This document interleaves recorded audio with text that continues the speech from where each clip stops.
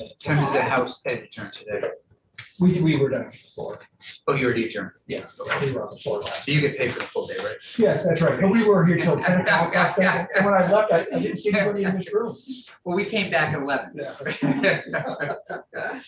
Yeah. Welcome back to Senate Education. Great to have you with us, Representative Conlon. We had a walkthrough from Ledge Council Okay, great. on the bill. Well, on one of those days that you all were on the floor, we took advantage of just having Beth in to take us through it. But it would be great if you would just kind of give us some of your thoughts, anything you think we need to know. Sure. Maybe suggest a witness here or there. We're going to jump into this a little bit more next week. So, Great. So we'll kind of go through it step by step. The first section is about the SSDEMS system. The odyssey of this section essentially puts the final nail in the coffin of this program, well-intentioned as it was, but unsuccessful as it was. and while you're on that, would you suggest, because we have 4 new senators on Yes. this, I've been living this a little bit. Yeah. Who's a good overview to take everybody through the? So I think you could go 2 ways. Bill Bates at the AOE Yeah. sort of entered the fray late, but then saw it through to this point. Yeah. And then whoever is the head of VASBO, which is the Vermont Association of Business Officials, Yeah. something like Great. that. And I think between the 2 of those folks, you'd be just fine. Thanks. Great. Thank you. Yeah. So anyway, this was the law that said that all schools have to implement the same software, financial management software, with the hope of, as we also made using a mandatory uniform chart of accounts, that there could be a 2-way street of pushing and pulling information to the state from the state, with everybody using the same financial software. 2 things really happened. One, the software for those more sophisticated school districts who were able to sort of be an early adopter, it couldn't handle the functions it needed to. And then for your smaller districts, literally some of whom I think were still using floppy disks, it was to take it on and to do it was an overwhelming task with the level of support that came with it. So between those 2, we kept pausing it. The AOE convened a working group, really did a fine job of sort of getting everybody to talk and figure out what the best next steps were. And the best next steps were to say, this isn't working, let's cut our losses. And we will have those 2 gentlemen in next week to kind of take us through the histories of review of Christensen. The Vermont National Guard Tuition Benefit Program, this was very simply, there was a number of guards, women, I think, actually, 2 of us, were looking to do a physician's assistance program with this benefit. Those programs don't exist in Vermont, so they wanted to make this so that if a program wasn't available in Vermont, you could go elsewhere with it. Not expected to tax the funding for the program any more than what's there, but it was really just to make other programs outside of the state eligible. It's great. But good to know that it was a PA program. It was, yeah. Great. That's awesome. Yeah, really, that's Very what we thought too. Thank you. And you could get somebody from the Guard to come in and speak to you about that. They give a great explanation. The home study program was an administration request. Secretary, before he leaves, so I can walk you through it. Really, the idea was to essentially streamline what they have, sort of make it reflect kind of what our neighbors do, but also kind of the reality of how they were dealing with it anyway. That the current system for homeschool or home study folks creates a lot of busy work that perhaps one might deem as unnecessary, given the low level of oversight home study programs have anyway. This sort of shifts the record keeping and everything to the home study person, takes it from the AOE, and then the AOE, what they basically get is a lot of self-attestations that the home study program is following through what they're supposed to be doing. And there is still some oversight about adequate yearly progress, that sort of thing. Anyway, somebody from the AOE can walk you through it. And it does result in some staff savings and staff tax savings as well. Let me go on to And it's long, there's a lot of stuff being removed, that's why it's a long section. Okay, then we're down to, I think, Representative Carlin, can I ask you a question? oh, please. Just, I appreciate you speaking to the home study piece. Do you feel comfortable removing all of this from all this language? So, you know, there was definitely questions about, will this diminish the amount of oversight and accountability with home study? And the AOE assured us that it won't, even though it sort of looks like it will, because basically they were getting a lot of this sort of information and stuff, and it was being filed. There wasn't a team of people at the AOE looking at everything, making sure each and every home study student was, you know, predicted. So this is, I think, to reflect reality and cut down on sort of administrative stuff that wasn't happening anyway.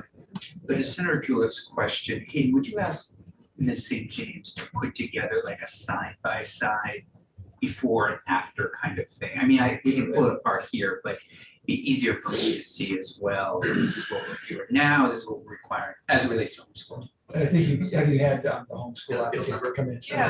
Yeah, she did. But Yeah, we did hear just briefly from them. I still have a question. Yeah. Yeah, go ahead.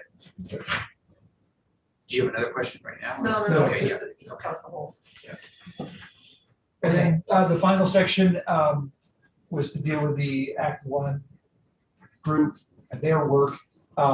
This really more is technically aligning dates that sort of already exist and to put them all. So some dates got extended, some dates didn't. This is to bring all the dates sort of in alignment. It extends the deadline for the Vermont Ethnic and Social Equity Standards Advisory Working Group, Act One, to make its recommendations to the State Board of Education, moves it from December 31st, 2022 to June 30th, 2023. We had already extended their funding to that date, and this would sort of extend their deadlines, you know, to write their recommendations. And it extends the deadline to the State Board to consider adopting the standards from December 31st, 2022. A year later. So in an ideal world, this will come back with, and I don't know if all of these will be able to get there, but we've been looking at CTE things. We've been looking at issues related. There might be some money. I talked to Senator Kitchell about to keep literacy going a little bit. Right? And financial literacy is a question that we've been sort of looking at. The other thing that we've been talking about is driver's education, which I'm not sure where we will land on it, but we did have lengthy conversations on it, and we're trying to get to a good point. So my hair was black before the conversations. I heard there was a lot of conversations here about driver's ed. So we just want to get to somewhere where we can Yeah. make sure students are being taught, teachers are being trained, and we have the agency working with their folks, but there seems to be a serious disagreement out there between what the agency wants and what the Association of Drivers Ed Teachers wants. I think that's safe too. Do you, since you had delved into that so deeply, what's the role of the transportation agency when it comes to driver's ed? It's a great question. And so they looked at this a little bit and they felt it really, well, it does legally, according to Beth St. James, belong in this committee. Yeah. As an education program based on the Green Books. But we did have, we would like to have them work a little bit with them on whatever we end up finalizing, since it is our roads that it's impacting and safety. I would just want to throw out, there are some members of this committee who feel that maybe some of the funds for driver's education could come from the transportation fund and maybe some from the education fund. Just throwing that out Right. there. Which is great to bring that back up too, because yeah, we have also had that conversation as well. Yeah. So, Anyway, that's it. Pretty yeah, great. quick and easy miscellaneous. Yeah, no, this is terrific. Yeah. Any questions for Representative Conlon? Thank you. Yeah, thanks very much. Look forward to seeing you next week. Yeah, and we'll be Yeah, down thank there, and you. we'll be talking to you about a bunch of things as well. Yeah, we have not received anything yet. As soon as we do, we'll put you on the calendar. Should be there today. Yeah, great, thank you. Thank you. Okay, Sorry, I was late, I was in the bathroom. Great. No,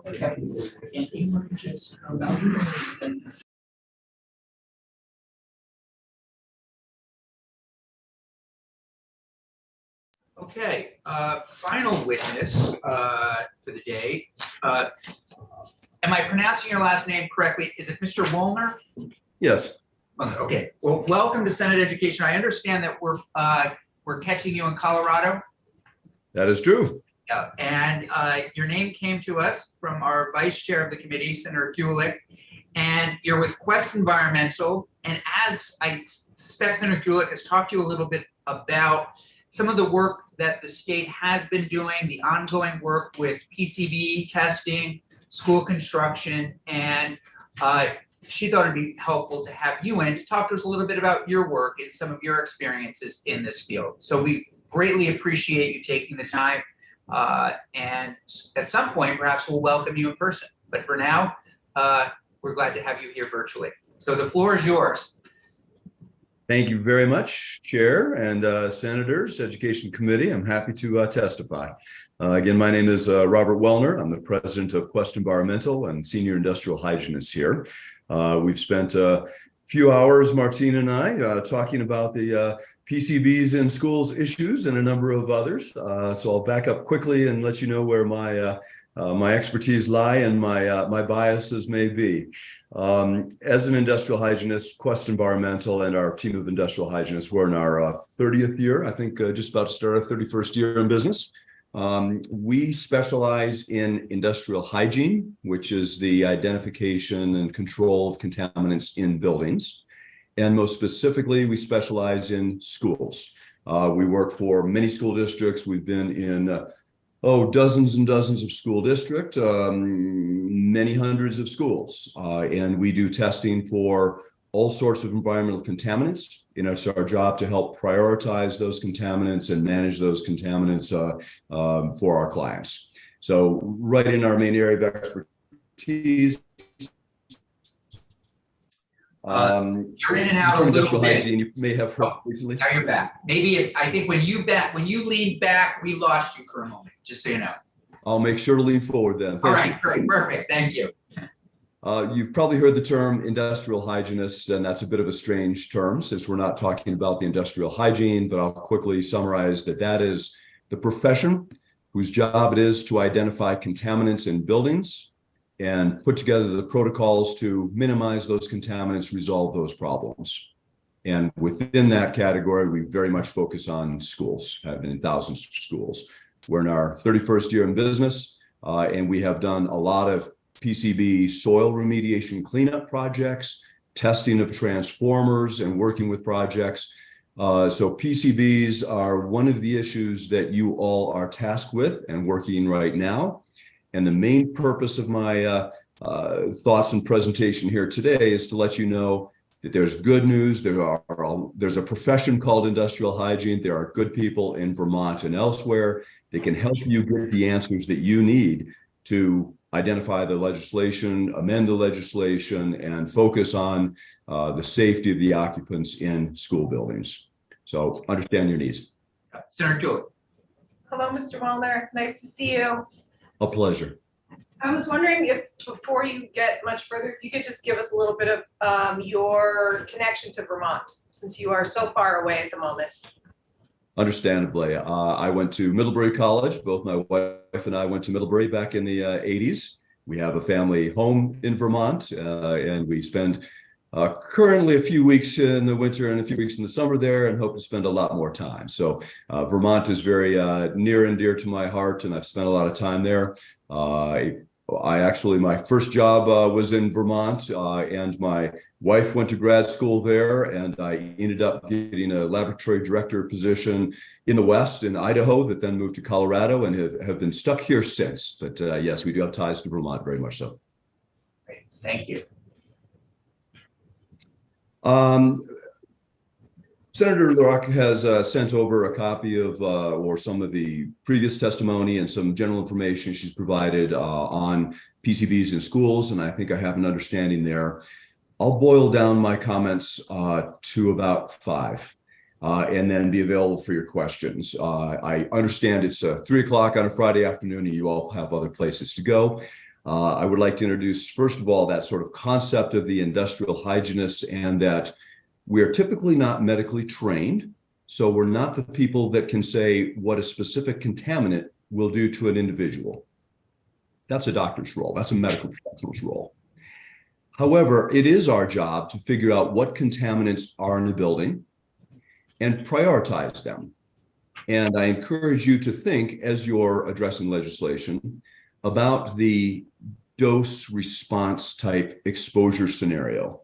So we understand that there are, and I'll start with the ugly truth, there are thousands of toxins in schools. There are federal regulations that require that you focus upon radon sampling in your schools, asbestos sampling in your schools, lead in paint, lead in drinking water, etc. And that can all be fairly scary, realizing that there's a lot of non-regulated things, or through your leadership in Vermont, PCBs are becoming regulated more. But such topics as VOCs, chemicals overall, are not regulated in schools. Neither is mold, neither are pesticides, insecticides, PFAS forever chemicals. It seems fairly scary to realize that there's a lot of problems in schools, but I focus the rest of my conversation and want to be accessible to you to say it's good news that it's not scary. It's only scary if you don't think there's answers. There are answers to all those situations, and most of them are not particularly expensive answers. So there are solutions, and I'll give you an example. PCBs in schools. If you think of it as a simple presence absence, there are PCBs in schools. Yes, there are. It gets scary to think that we're exposing our kids to those things, and your role is to put legislation to protect the kids, the teachers, staff, faculty of those schools. But if you think of it from an industrial hygienist perspective or from a risk management perspective, there are areas where there are high concentrations. Those are the sources. Sources of PCBs are simple. PCBs were manufactured chemically. They didn't exist before 1929 when they invented them. They didn't start showing up in products until the 1950s. They were banned, could no longer be manufactured as of 79. So you basically have 29 years when PCBs were put in schools, and they were put in very specific locations, electrical transformers, etc. I think you know a lot of that, so I'll skip over that. I'm happy to answer questions in more detail. But if you think that it is relatively easy to remove the sources of PCBs, electrical transformers, ballasts in your electrical system that contain those PCBs, and you remove them. I don't know the number, but I'll use for a place card number, $10,000 in a school to get an electrician in there to get rid of all of these old transformer ballasts.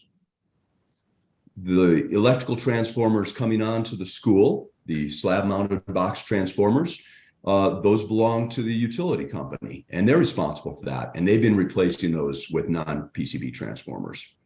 Then you don't have the source. Then you don't worry if they break, deteriorate, fall apart, and leak.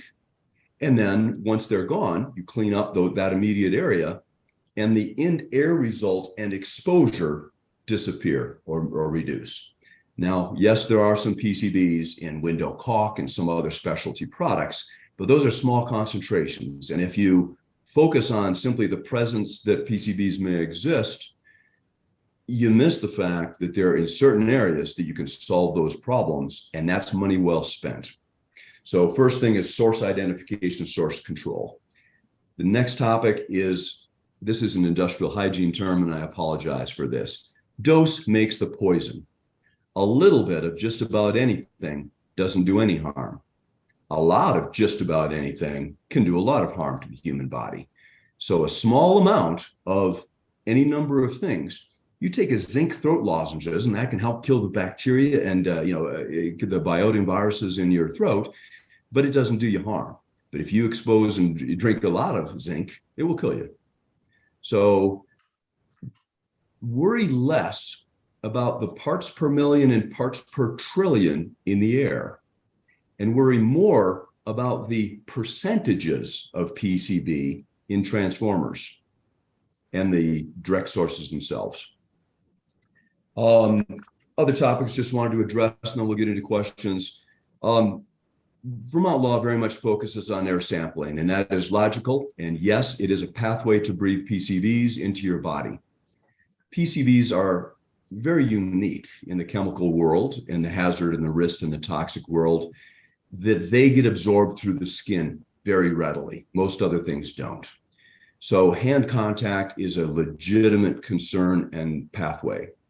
And schools where shorter, younger people spend more time contacting the walls, the floors, and a spill on the desk or a spill on the floor than an adult would, have a much higher exposure through the skin itself into the bloodstream and through hand contact onto the mouth, nose, ears, body, food you're eating at the table, and that gets into your body that way. And in schools, when you think of it from an industrial hygiene and a source perspective, and backed on 31 years of doing sampling in schools and a lot of data and reading a lot on this topic, the pathways in school for PCBs are high concentrations of the PCBs right next to the sources where a transformer is failing. And you can try to intersect and extrapolate somewhere down the line what the airborne concentration is and how somebody might be breathing that. And that is of value. You're doing good things sampling, but it's almost too late if it's already in the air. Get back to the sources. One other thing I'd like to mention, then turn this over to questions. The concerns over PCBs have been there for a long time. It's been a suspect carcinogen known for a long time. However, recent developments in analytical techniques, being able to detect very low minor concentrations, parts per billion and parts per trillion concentrations of PCBs, example in the air, is fairly new. And so as we start laboratories for the first time have the ability to detect that, we're now finding them. And we realize that they are in ambient concentrations near disposal sites, landfills, incinerators, burning, coal manufacturing, all sorts of things. They will also do incineration of these materials. And if you have a fire and you have electrical transformers, that distributes a lot of PCBs in that neighborhood and that community. And there's plumes of PCBs downstream from manufacturing facilities and incineration facilities, et cetera. So there are ambient background levels in water that gets into our food supply, that gets into our drinking water supply, et cetera, that only recently could we detect that. And we're somewhat late in chasing the air concentrations there. Again, I return to returning. Resolving PCBs is a complex issue, but it's a lot easier if you focus on the construction aspects of removing those transformers and managing and maintaining them so that they don't leak and cause all these sources. That's a very high level summary. I welcome any questions and look forward to assisting. There are good industrial hygienists in Vermont. You don't need to talk to somebody in Colorado, but I'm always accessible to you as well. Happy to assist. Any questions? Senator Weeks. Yeah, thank you, Rob. It's good testimony. So we've been studying this in other testimonies over the past month or so, and we recognize that Vermont has a significantly lower threshold of PCB contaminant levels than the EPA. And I'm wondering if you can at least comment on the EPA's, how current they are on the setting the appropriate health risk levels, and just start from there, and then comment on what your possible knowledge is of Vermont's risk levels. Yes, absolutely. I'm happy to. As we're consulting with property owners, school districts directly, we say that is above our pay grade and your pay grade to decide the laws and legislation. That is in your direct responsibility. So I understand the question, and I'll give you the industrial hygienist perspective and answer to that. I commend you for having stringent regulations. You are leading the country, number one, leading the country on concern over and protocols to sample for PCBs. I commend that. That's wonderful. EPA has a national perspective, and a lot of, yes, politics all get involved in various parties with interest in there, but they very much need to prioritize the different contaminants, and they come up and evolve and typically tighten through time the permissible exposure levels and the protocols required to identify and quantify risk. So the EPA is basically the baseline of behavior for the states. Vermont has chosen to go above and beyond that.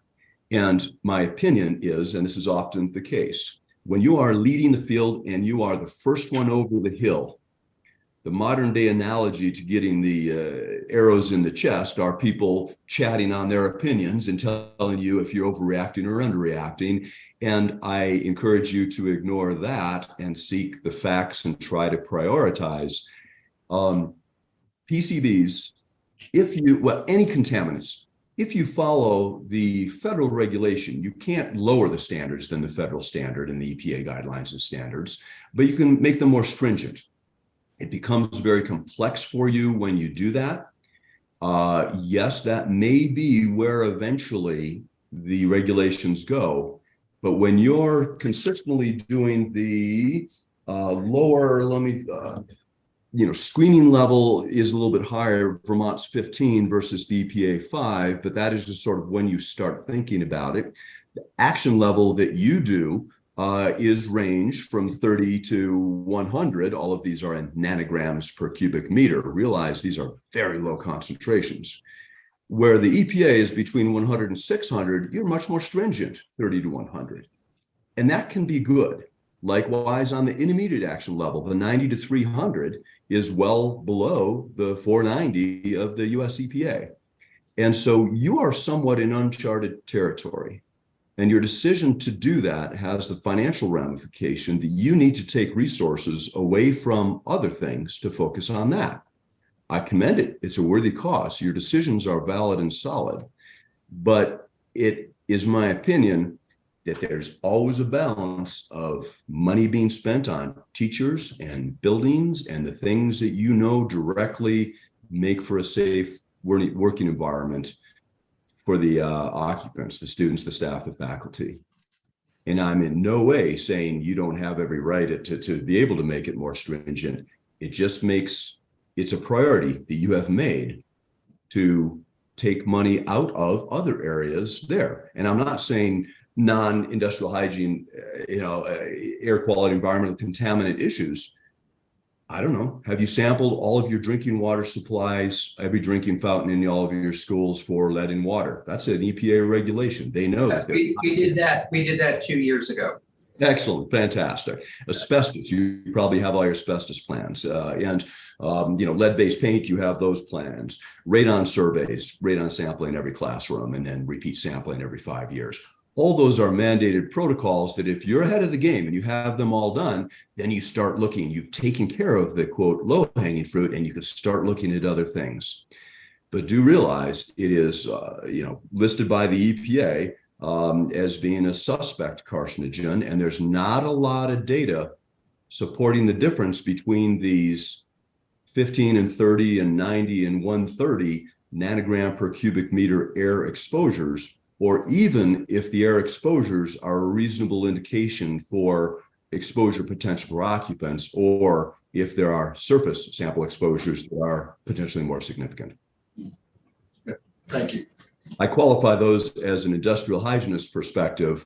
I don't want to step on your toes. You're the decision maker. You're asking the profession of industrial hygiene, and I'm encouraging you to do that, to be able to look at that dose response type of thought process. Any other questions? Senator Gould. A couple quick ones. Thank you again. You mentioned burning of carcinogens in various locations in our country. Do you know if where we sit as Vermont, are we affected by that at all? Is our air quality at all compromised by that kind of industrial burning?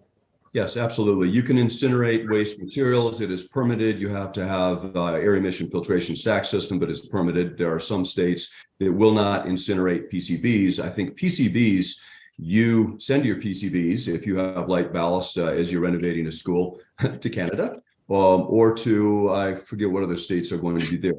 Example, in Colorado, we don't incinerate PCBs. We have to send them to Utah. Well, they're directly upwind west of us. And so they end up back again. Yes, there are plumes, and New England seems a fair ways down gradient, but in heavy manufacturing areas of central southern Canada and the automotive industry in Michigan and those areas, thereby the Great Lakes get a lot of PCBs.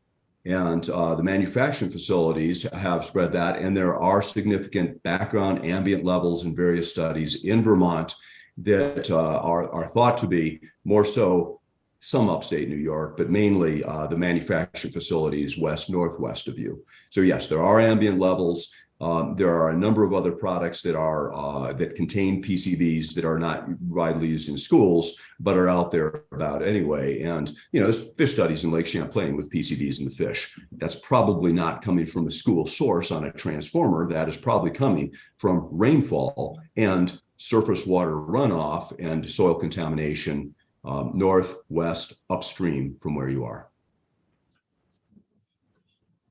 Yes, Senator Cook. This is my last question. Thank you all. Can you briefly speak to the complexity of testing for air quality at all in a room, in a school, in a building? Absolutely. PCBs are oils and waxy films that don't tend to volatilize very readily. So they don't just evaporate very well on their own at room temperature and pressure. So that's why they tend to be on surfaces, and you can do a direct swab or take a direct bulk sample of a transformer and find out those concentrations, and those are in the percentages. Parts per million, most contaminants have a permissible level somewhere in the low single digits to mid-range of parts per million. That means 1 molecule per 1 million molecules generally. Parts per billion means 1 part per billion of other type of things. When you get to these low concentrations, it is not completely homogeneously distributed. And so if you take an air sample right next to a source, or right after it spills, or right after you vacuum, those concentrations are going to be much higher. And they vary through time. Volatile organic compounds by their nature dilute out when you open the windows. The mechanical systems of a school, yes, are made for thermal control, but very much for various numerous regulations, guidelines, are there to try to dilute out contaminants. If you're in an art room and producing volatile organic compounds, or speaking from experience, middle schoolers smell. If you use a deodorizer, a fragrancer, or those plug-in things, or the essential oils that you can heat up and it smells better than a classroom does sometimes in elementary school, those are cranking very high levels of VOCs, many of which are toxic in the air. So there are handheld instruments that you can go around and find where it's higher or lower, and then we focus the sampling that area.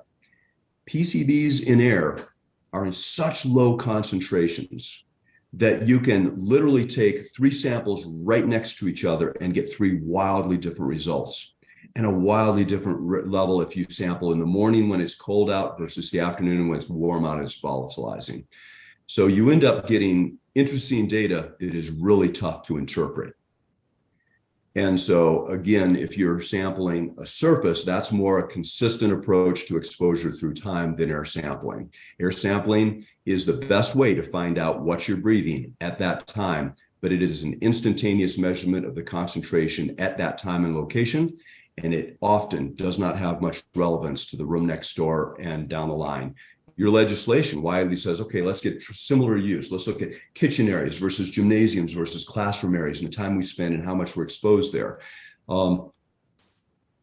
If you're using surface swab data, that's very helpful because that is the exposure you would have.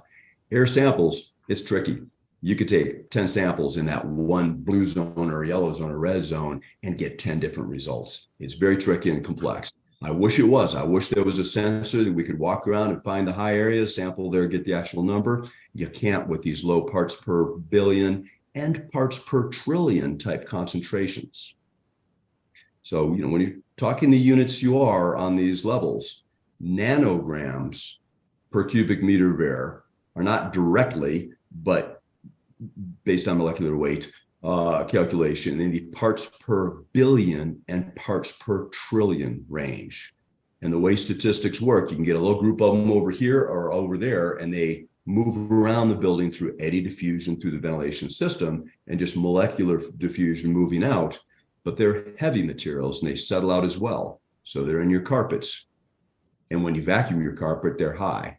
So there's all sorts of sampling, industrial hygiene, and laboratory analytical difficulties with these low concentrations of PCBs. Interesting. Years ago, somebody told me when I arrived at the legislature, we're the only species that constantly is poisoning itself, that we take these steps, we create these chemicals. It's heartbreaking. Any other questions for our guests? Yes, please. So just one short follow-up. So I understand your hesitancy about, or your caution about air sampling. Currently, Vermont's school PCB testing is air sampling, unless it is. So what's from a industrial hygienist perspective, what's the next step if you were to get air samples which indicated alarming levels or levels that reach certain the criteria? Would you go back in and detail air sample or swab sample, or what's the next step? Yes, there's a pathway between identifying the concentration in the air and eliminating the sources. And what you're doing with the air sampling, you can accept that there's a source and that it spills and breaks and ruptures from time to time and eventually gets distributed in the air. It's heavy, so it settles into the carpet, it gets vacuumed, the vent mechanical system moves it around, and your air sample is really looking at the end result of that collective process. So once you get a positive through screen testing, you then have to go backwards down that line to try to figure out, is it traveling through the mechanical system, doing some swab sampling in that mechanical system to find out if it is a distribution pathway.